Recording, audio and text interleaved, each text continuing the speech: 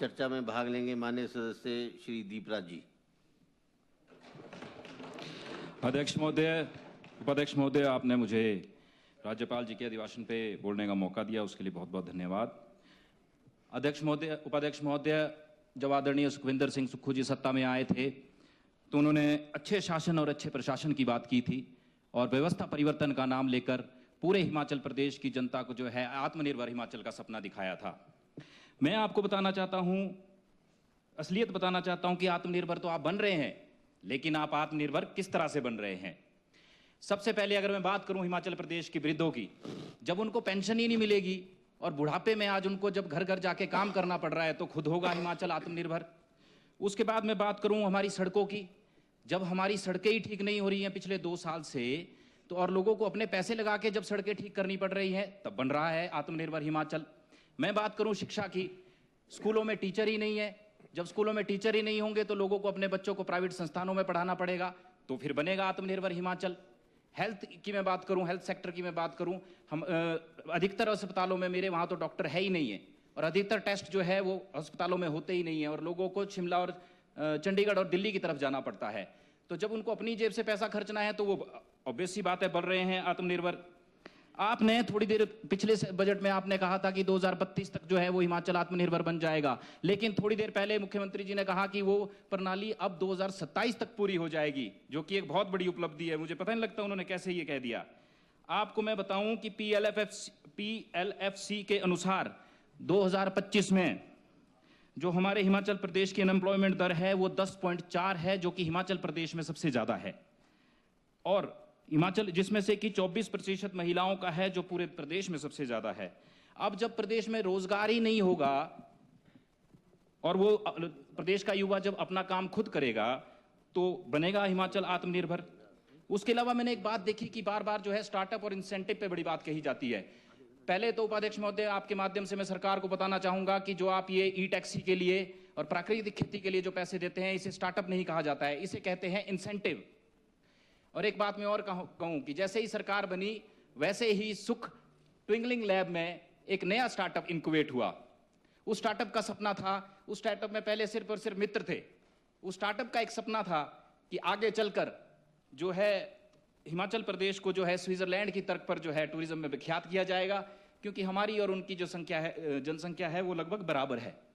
लेकिन धीरे धीरे इस स्टार्टअप के चलते हिमाचल प्रदेश पे कर्जा जो है 1 लाख करोड़ से ऊपर हो गया है, और धीरे धीरे जब ये इंक्यूबेट होगा 2027 की तरफ तो हिमाचल प्रदेश पे कर्जा 1,40,000 करोड़ के लगभग हो जाएगा। और पहले तो इस स्टार्टअप में सिर्फ मित्र ही मित्र थे, अब इस स्टार्टअप में फैमिली भी आ गई है, तो इस स्टार्टअप को जो है फैमिली एंड फ्रेंड्स कहा जाए तो गलत नहीं होगा। अध्यक्ष महोदय, सबसे पहले तो मैं सरकार को और आदरणीय मुख्यमंत्री जी को मुबारक, निजी तौर पर, ये मेरे व्यक्तिगत तौर पर मुबारकबाद देना चाहूंगा, क्योंकि मैंने अभी थोड़े दिन पिछले कल ही इनको इंटरव्यू में सुना एक न्यूज चैनल के माध्यम से कि वो हिमाचल प्रदेश में शिक्षा के ऊपर, स्वास्थ्य के ऊपर, डाइट के ऊपर और पानी के ऊपर बात कर रहे थे। चलो, हमें भी अच्छा लगा कि मुख्यमंत्री जी ने 2 साल के बाद जो है लोन का और कर्जे का रोना धोना छोड़कर जो है हिमाचल प्रदेश के विकास और हित के बारे में बात की। मुझे तो मुख्यमंत्री जी के नेताओं पे भी संदेह होता है और मैं पूछना चाहूंगा आपके माध्यम से सरकार से कि हिमाचल प्रदेश शिक्षा के क्षेत्र में कब नंबर 1 बना?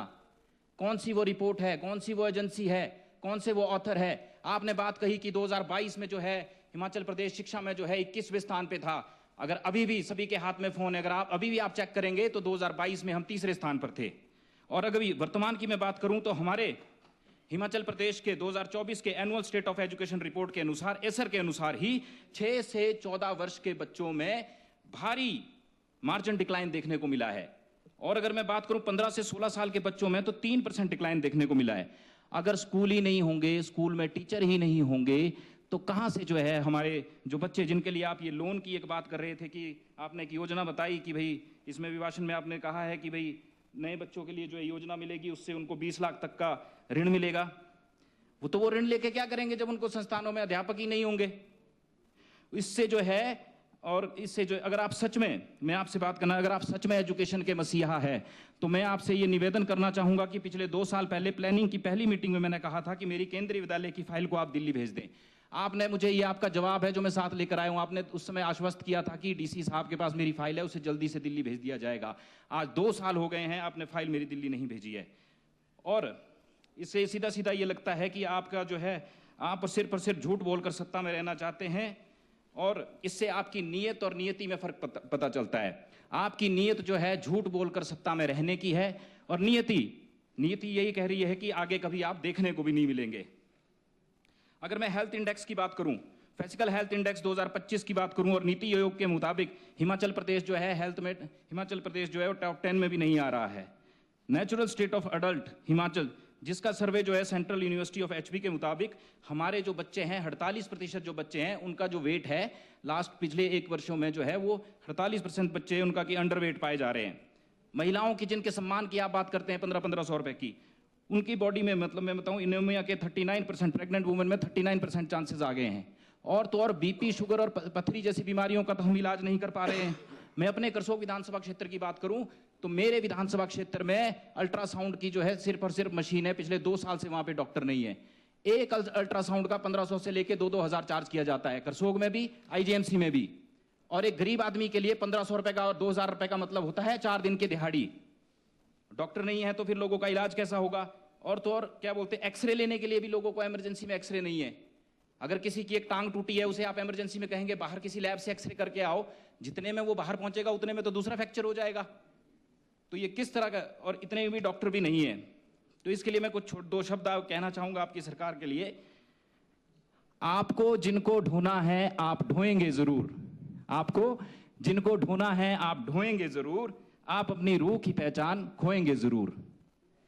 धन्यवाद। आपको है नींद ना आने की बीमारी, आपको है नींद ना आने की बीमारी, आपको चौकीदारी पे बैठाएं तो आप सोएंगे जरूर।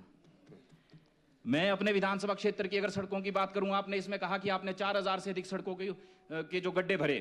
मैं बताऊं, मेरे विधानसभा क्षेत्र में भंतल पुन्नी सड़क, लथेरी बडारनू सड़क, चुराग से नागलाकोट, चुराग से ठांगर, कुफरीधार से सेंदल सड़क, कमाक्षा से चेहरा, चौरीधार से कटोल, नसवार से बाण के धिम्मण, कांडा से प्रांगण, बेलरधार से छलाना, बिंदला से तलैंड, सराण से पलो, और तेबन से जई, और गोपालपुर से स्केलर सड़क जो है, ये सड़कें बरसात के बाद अभी भी ठीक भी नहीं हो पाई है मंत्री जी।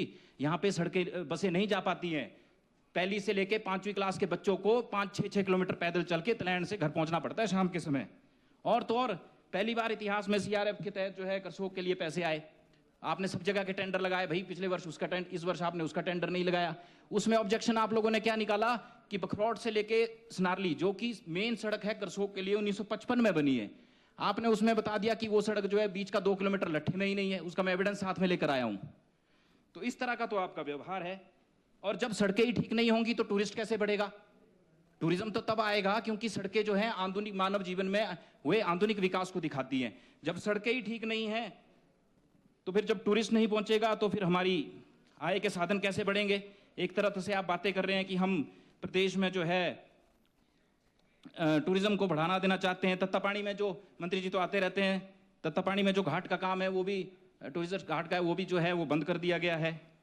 पानी की समस्या की मैं बात करूं, बरसातों में जितनी हमारी उठाऊ पेयजल योजनाएं थी, सिंचाई योजनाएं थी, वो सभी योजनाएं क्षतिग्रस्त हैं। 2 साल, पिछले 1 वर्ष से वो कोई भी योजना ठीक नहीं हो पाई है। मैं बात करूं तेबण की, मैं बात करूं महोग की, कुठेड़ की, बेलरधार की, शलाना की, और सरतेवड़ा की, सुरता की, इन सभी पंचायतों में लोगों को आज भी जो है वो 2-2, 3-3 घंटे महिलाओं को पानी लेने जाना पड़ता है। और ये वर्तमान स्थिति है। और मेरे भी नहीं आ रहा सर, तभी तो बोल रहा हूं। बात मेरी नहीं है सर, जनता जो है वो सरकार को चुनती है, और सरकार का ये दायित्व होता है कि वो जनता की भावनाओं को देखकर उनके हित में कल्याण करे। और अगर मैं करसोग से आया हूं तो मैं अपनी बात नहीं रख रहा हूं, मैं करसोग विधानसभा क्षेत्र के उन सभी लोगों की बात यहां पे रख रहा हूं। मैं बताऊं, हमारे वहां पे एक इकलौता ITI का संस्थान है सर, आपसे ही हाथ जोड़ के निवेदन है, थोड़े से पैसे उसके लिए दे दो। पुलिस स्टेशन की हमारी बिल्डिंग है, 2 साल से उसमें एक ईंट नहीं लग पाई है। और तो और हमारे बस स्टैंड में टॉयलेट ही नहीं है। आप ये समझिए, माताओं बहनों को कितनी दुविधा का सामने करना पड़ता होगा। हॉस्पिटल में भी टॉयलेट नहीं है। ये है पिछले 1 वर्ष का आपका व्यवस्था परिवर्तन। और इसके अलावा ज्यादा देर नहीं खींचूंगा, और अंत में बस आपको इतना सही कहना चाहूंगा, अध्यक्ष महोदय जी, बस 2 लाइनें उसके बाद समाप्त करूंगा। सुक्खू जी सत्ता में आए, सुक्खू जी सत्ता में आए, मगर नीयत रही ढीली। सुक्खू जी सत्ता में आए मगर नीयत रही ढीली, वादे थे ऊंचे और हकीकत हो रही ढीली। अध्यक्ष महोदय, मैं कतई इसका अभिभाषण का समर्थन नहीं कर सकता हूं और आपने बोलने का मौका दिया उसके लिए बहुत बहुत धन्यवाद।